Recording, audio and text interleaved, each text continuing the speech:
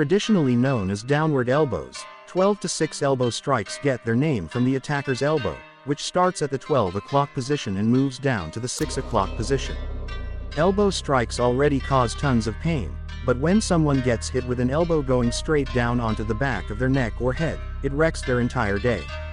Even if your elbow fails to kill your opponent, they will be out of commission for a while, during which time they'll think twice before entering another fight. It looks so intense people now consider it bad form to use it in an MMA match, though it remains a legal move to use. The reverse neck choke, commonly known as the sleeper hold, is one of the most well-known and dangerous attacks in all of martial arts.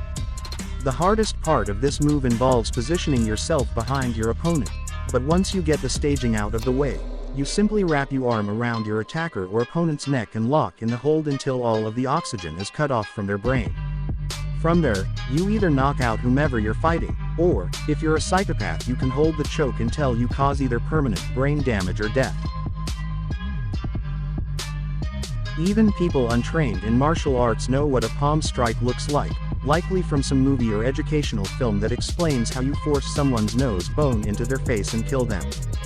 While that may be somewhat mythological, there is no nose bone.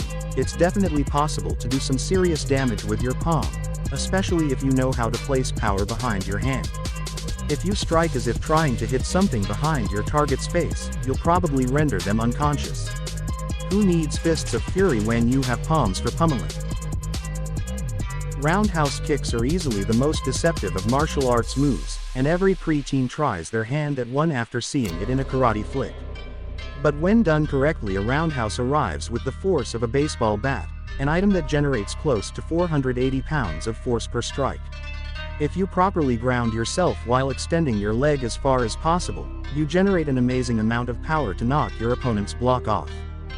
However, if you feel less confident in your roundhouse, it's best not to try this move for the first time in a fight, because you'll probably eat turf and get wonked by your opponent in the process.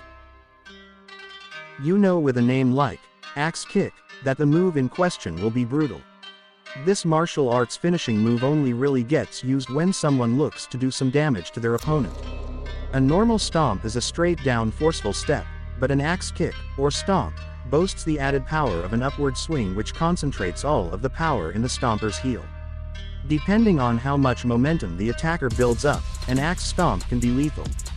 If you want to end a fight quickly, use the axe kick on someone's knee, elbow, or any appendage that isn't the head or chest.